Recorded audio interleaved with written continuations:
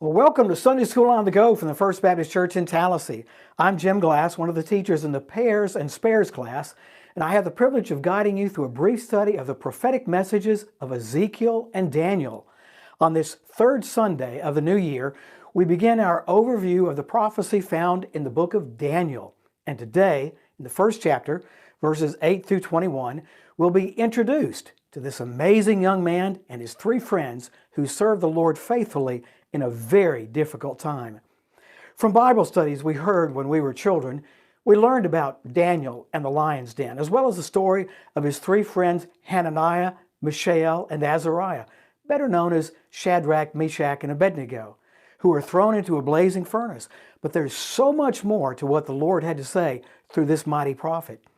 The story begins with King Nebuchadnezzar's first deportation of the Israelites from Jerusalem that took place in the third year of the reign of King Jehoiakim, who ruled the southern kingdom of Judah from 609 to 598 BC. Now his father, King Josiah, had been a good king, tearing down the shrines the people had erected to false gods and calling the people back to obedience to God's law. The writer of 2 Kings chapter 23 tells us that neither before nor after Josiah was there a king like him, who turned to the Lord as he did with all his heart and with all his soul and with all his strength in accordance with the law of Moses. Now when Josiah died, his son Jehoahaz came to the throne, but he reigned for only 3 months before the Pharaoh of Egypt imprisoned him and placed his brother Jehoiakim on the throne. As Babylonians' power was growing stronger, this new king was caught in the middle between the great world powers of the day of Egypt to the west and Babylonia to the east. When he chose to side with Egypt, Babylonia's king Nebuchadnezzar swept through the city of Carchemish on the banks of the Euphrates River, now the border between Turkey and Syria, and defeated the Egyptian army and what was left of the Assyrian army in the year 605 BC. The Babylonian army then came to the borders of Judah, took many prisoners, and forced King Jehoiakim to pay tribute to Nebuchadnezzar. In spite of the fact that we find in verse 2 that the Lord gave Jehoiakim, king of Judah, into his hand, King Jehoiakim rebelled against Nebuchadnezzar after only 3 years. Soon after, in the 7th year of Nebuchadnezzar's reign and the 11th year of Jehoiakim's reign, the final siege of Jerusalem began. It ended on the second day of Adar, which we would know as March 15th or 16th, 597 BC, with the surrender and the exile of the new king, Jehoiachin. It was just after Babylonia conquered Egypt in 605 that Nebuchadnezzar's army moved on Jerusalem and conquered it. I should add that we can't be exact with the dates because the writers of the books of Kings and Chronicles and Daniel and Jeremiah seem to have been writing from different points of reference. And although Nebuchadnezzar wasn't officially king until his father Nabopolassar died, he was spoken of as if he were king even before his coronation. So scholars have tried without success to complete a completely accurate timeline that's consistent with the information we have. In verse 2 we read that the Lord gave Jehoiakim, king of Judah, into his hand, along with some of the vessels of the house of God. And he brought them to the land of Shinar, to the house of his God. And he brought the vessels into the treasury of his God. Because of their persistent rebellion against the Lord, and because they had exchanged the worship of the one true God for the worship of the false gods of the people around them, the Lord himself was the cause of their defeat at the hands of the Babylonian army. In his conquest of Jerusalem, Nebuchadnezzar seized some of the vessels of the house of God, various gold and silver utensils that were used in the offerings made at the temple. And he took them back to the land of Shinar, Shinar being the name given to Babylonia or the land of Babel.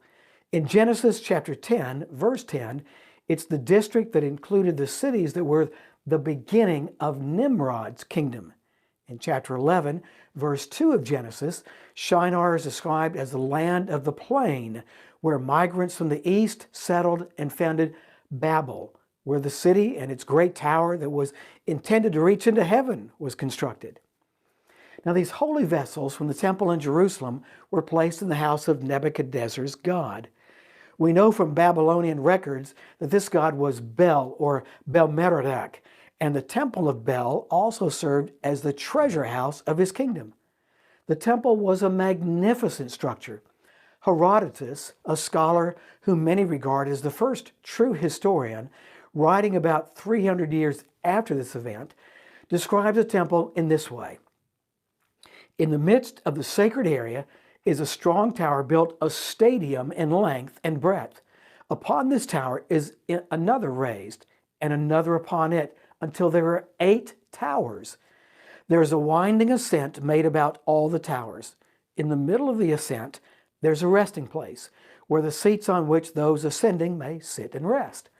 In the last tower is a spacious shrine, and in it a huge couch beautifully bespread, and by its side is placed a table of gold. No statue has been set up here, nor does any mortal pass the night here. It was in this vast complex that the holy vessels from the temple in Jerusalem were placed. Taking the holy vessels from Jerusalem as booty and storing them in Babylon was a sign of Nebuchadnezzar's rule over Judah and the power of Babylonia's gods over the God of Israel. From the rest of the story about these vessels that we read about in chapter 5, God had other plans for their use, even in Babylon. But you'll have to read that story for yourself. As was the custom of that day, and in order to keep defeated nations from ever rising up again, the people were forcibly removed from their homes and scattered throughout the territories the conquering king had previously added to his empire. So Daniel tells us in verse 3 that King Nebuchadnezzar ordered Ashpenaz, the chief of his officials, to bring in some of the sons of Israel, including some of the royal family and of the nobles, youths in whom was no defect, who were good-looking, showing intelligence in every branch of wisdom, endowed with understanding and discerning knowledge, and who had ability for serving in the king's court. And he ordered him to teach them the literature and the language of the Chaldeans. Now, this selection of members of the royal families to serve in the king's court was yet another sign of Nebuchadnezzar's dominance over Israel. But once again, the Lord had other plans. The sons of Israel who were brought into King Nebuchadnezzar's court were young men who ranged in age from 15 to about 20. According to the Greek philosopher Plato, the Persians began their education of boys at the age of 14. And another Greek philosopher of that era wrote that young men the age of 17 were able to enter into the service of the king. In choosing the young men, the master of the eunuchs, what we might understand better today as the king's chief of staff, was told to consider physical perfection and beauty as well as intelligence in the selection of the Jewish youth. It seems that freedom from blemishes and personal beauty were believed to be indicators of moral and intellectual nobility. They would have been those chosen by their high school classmates as the most likely to succeed in the best sense of the word. Ashpenaz was told to teach them the literature and language of the Chaldeans. Some scholars say this was not the local language of the Babylonians, but the language spoken by the philosophers and priests of the kingdom.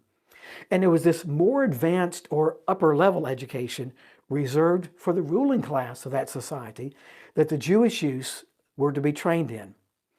To support them in their intellectual, moral, philosophical, and spiritual training, Nebuchadnezzar appointed for them a daily ration from the king's choice food and from the wine which he drank. What exactly was on the menu, we don't know, but whatever the king ate, they were served the same thing. Now, we can only imagine the luxurious smorgasbord of the very best culinary concoctions that the king's chefs prepared each and every day. The provisions also included the same wine that the king drank. Nothing was too good for these hand-picked future leaders of Babylonia. For whatever reason, Nebuchadnezzar set their probationary period at 3 years. During this time, the young men that the king had removed from their royal residences in Jerusalem were to be exposed to the very best of Babylonia's culture, cuisine, learning, and luxury, so that they could join what surely many in their day considered to be the continued upward progress of humanity. Because, After all, Babylonia was the greatest power in the world. And what could be better than for these young people to be part of this emerging greatness? At the end of this 3-year period, they would be presented to the king, and he would examine them to see how they had progressed. Should they pass muster, they would more than likely be admitted to the circle of astrologers and soothsayers as apprentices, as they continued to be prepared for service to the king and his kingdom. Now, among these young men from the sons of Judah were Daniel, Hananiah, Mishael, and Azariah. Their very names were a witness not only to their nationality, but to their religion as well. Each name including all or part of one of the names for God, either El or Jehovah. Daniel means God is my judge. Hananiah means Jehovah is gracious. Mishael may mean who is equal to God. And Azariah means God is a helper. There were 2 other men whose names were Daniel in the Bible. The first was a son of King David, whom we read about in 1 Chronicles chapter 3. The second was a Levite, whom we find in Ezra chapter 8 and Nehemiah chapter 10. This second Daniel is sometimes confused with the prophet for whom this book is named. Our Daniel may have been written about by Ezekiel in chapter 14, where the Lord speaks of him as a singularly righteous man. In fact, the Lord says in verse 14 that even if Noah, Daniel, and Job were around when judgment fell upon the nation, the sins of the people were so bad that only these 3 would have been able to save themselves because of their righteousness. Now, we don't know much about Daniel's background other than what we read in the first 7 verses of the book, where we find that he was a member of the ruling families of Judah, perhaps even a member of the royal court. From what the angel Gabriel told Daniel about your people and your holy city in chapter 9, verse 24, some scholars believe he was born in Jerusalem, but again, we don't know for sure. Because the Babylonians would not have tolerated the use of Jewish names for these 4 young men, they gave them names that included the name of one of their gods to further separate them from their Jewish heritage and integrate them more fully into Babylonian society.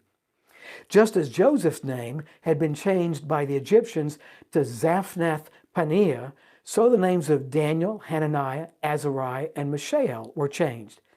Daniel was given the name Belteshazzar, itself a prayer of sorts, meaning Bel, protect his life, Bel being the name of the chief god of Babylonia. Hananiah was called Shadrach, meaning command of Aku. Aku was the moon god of Babylonia.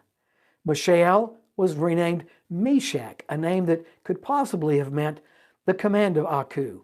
Instead of Azariah, the Babylonians called him Abednego, meaning servant of Nebo, with Nebo being the god of science and literature. Again, these name changes were intended to further remove these young men from their Jewish upbringing and immerse them in their new lives in Babylon.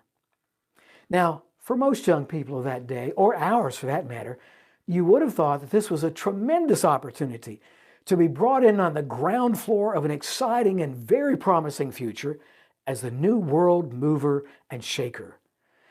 The best of everything was theirs, and everyone wanted them to succeed. What could possibly go wrong? Now, in spite of the tremendous opportunities provided by the king himself, there was a catch. Daniel, Hananiah, Mishael, and Azariah were expected to become Babylonians. They couldn't be sons of Judah any longer. All of that Jewish stuff, Abraham, the promised land, the temple, even Jehovah himself had to be completely forsaken if they wanted to succeed.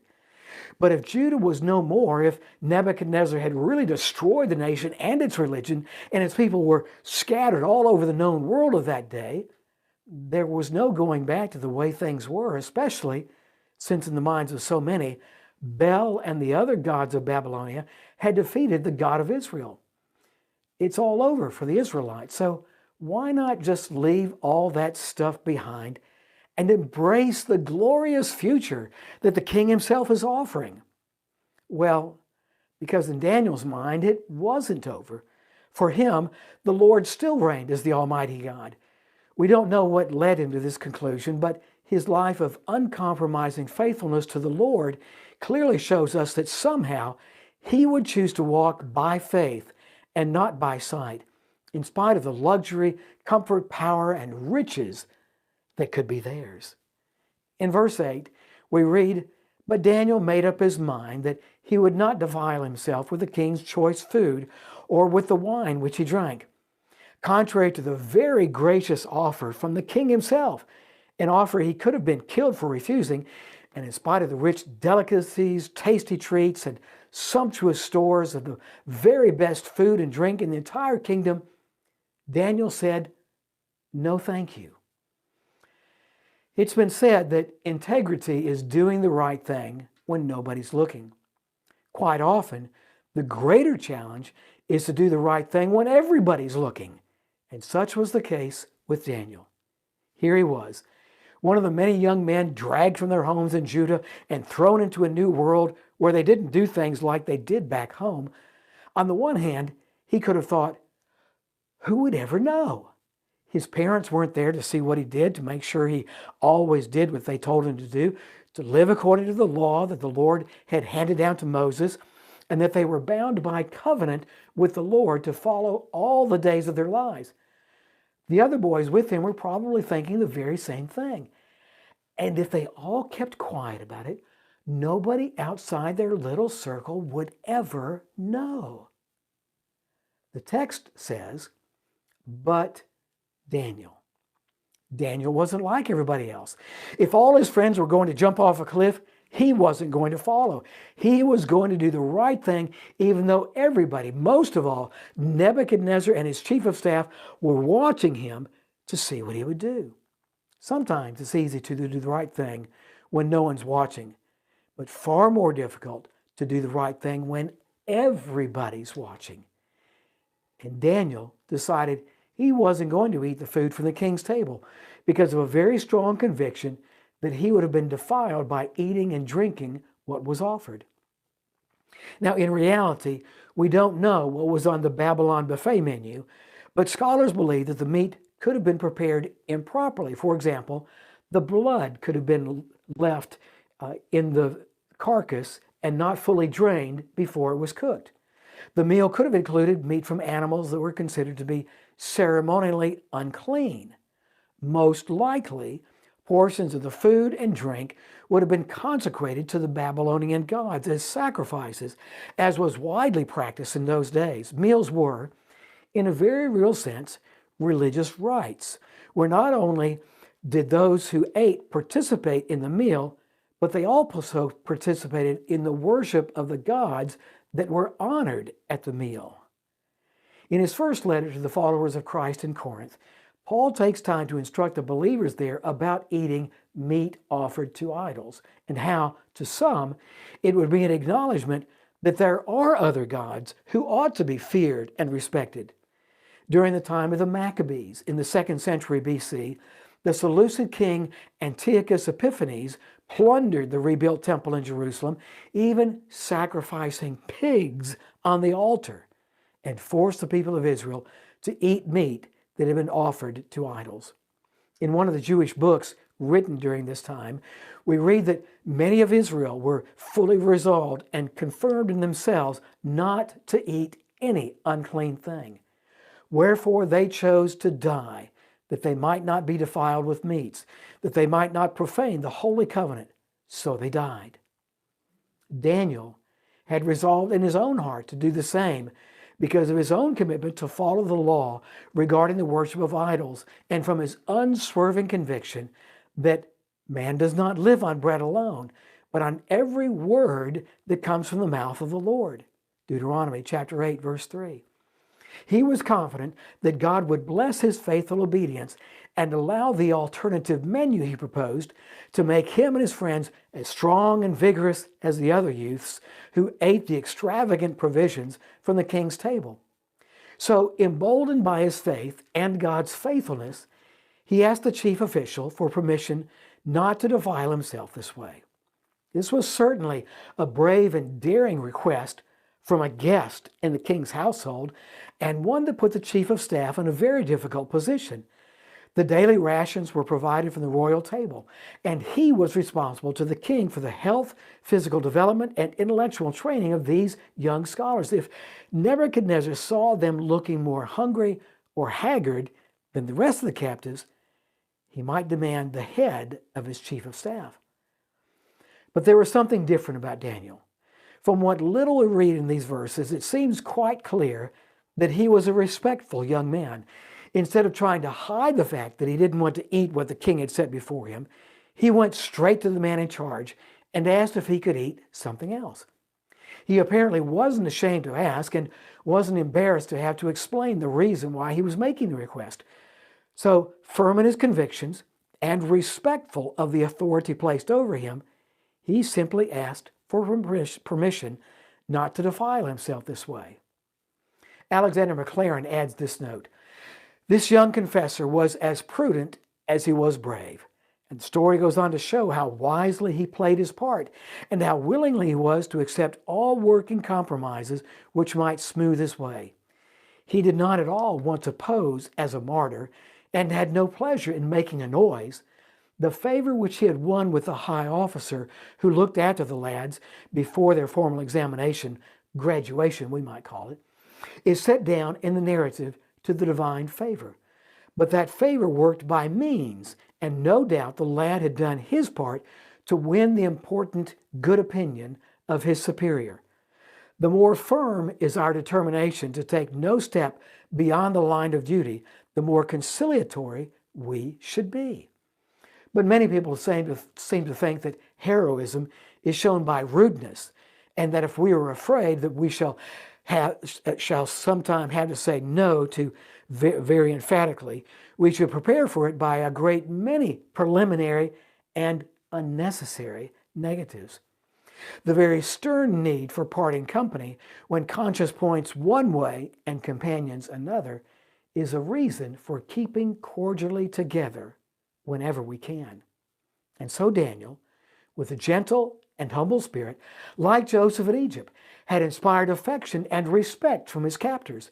When he knew from the answer Nebuchadnezzar's chief of staff gave that he would grant the request only if he were free from any personal responsibility in the matter, Daniel gave him the deniability he needed and went to the next person under him, the steward, who had the immediate responsibility for them.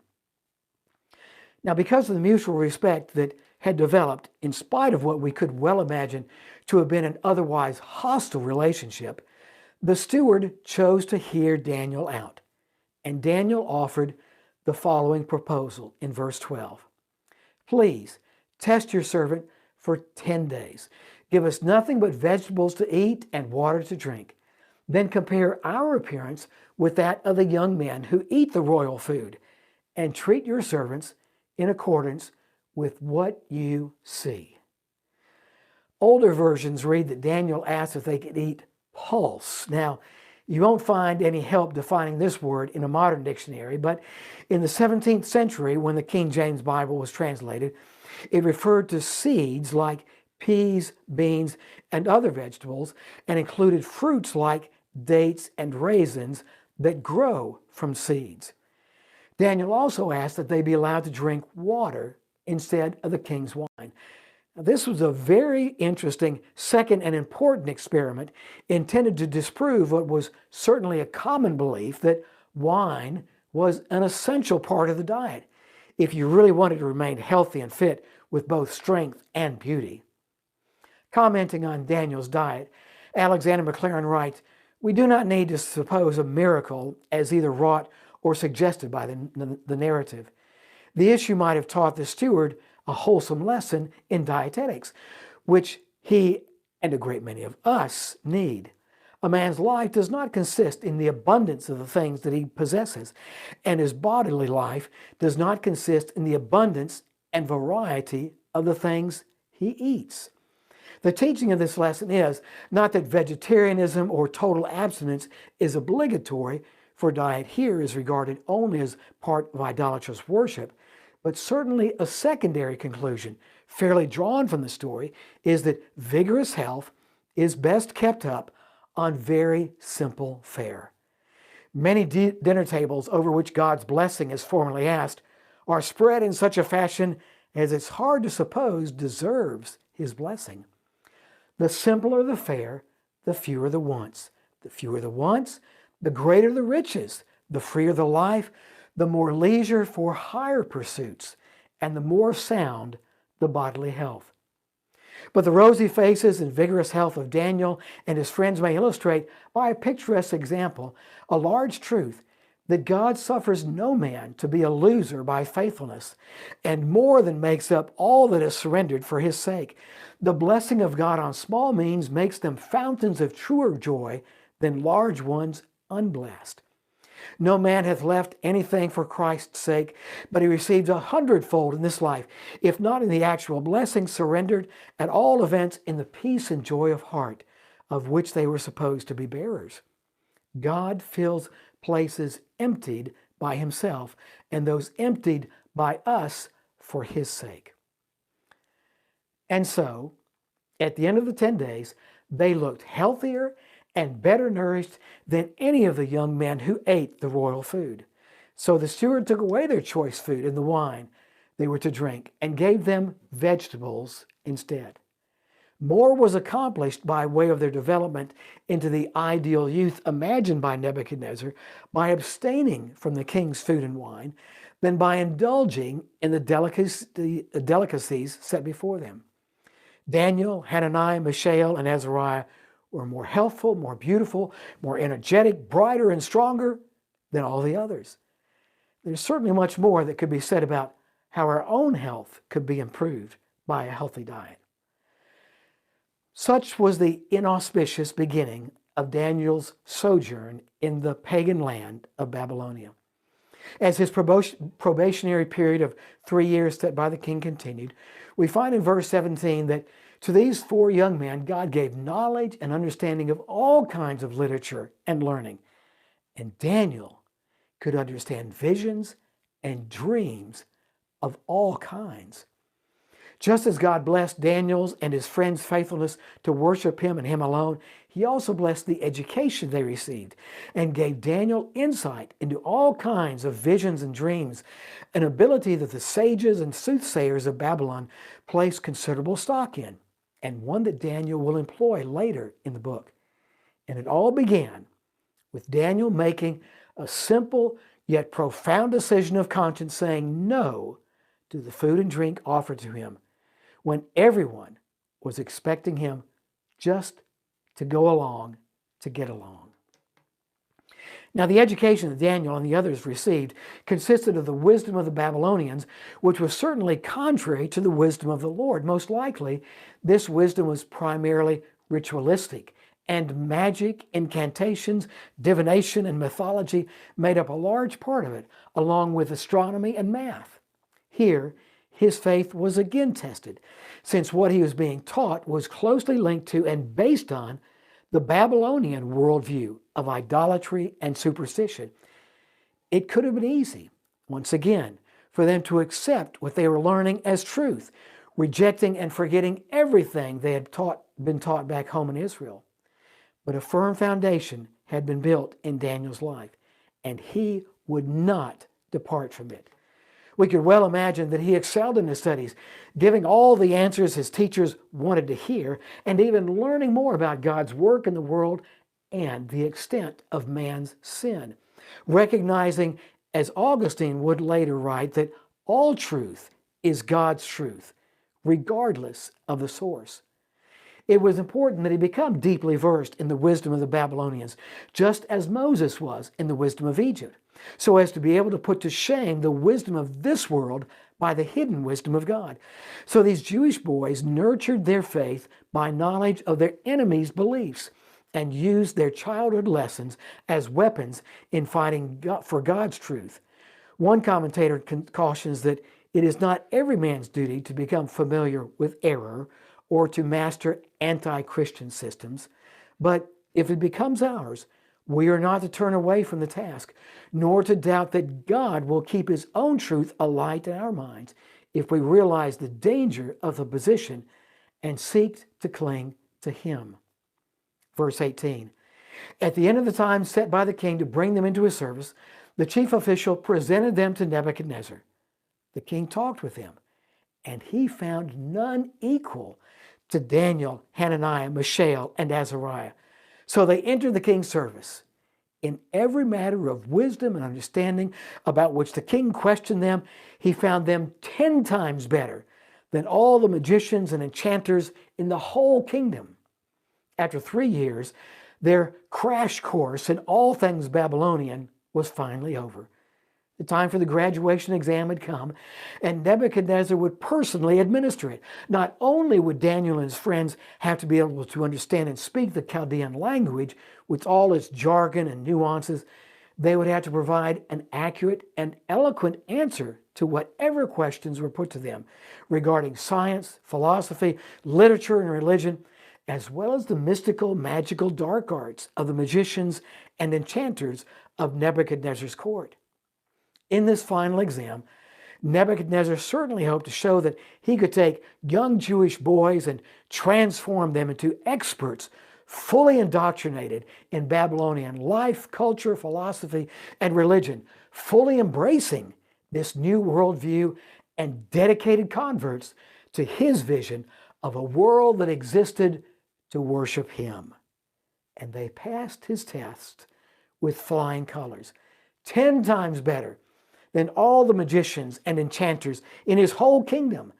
Yet through it all, they had remained faithful to the Lord. Amid the outpourings of the divine favor, they flourished and were promoted to positions of great power and responsibility in the kingdom.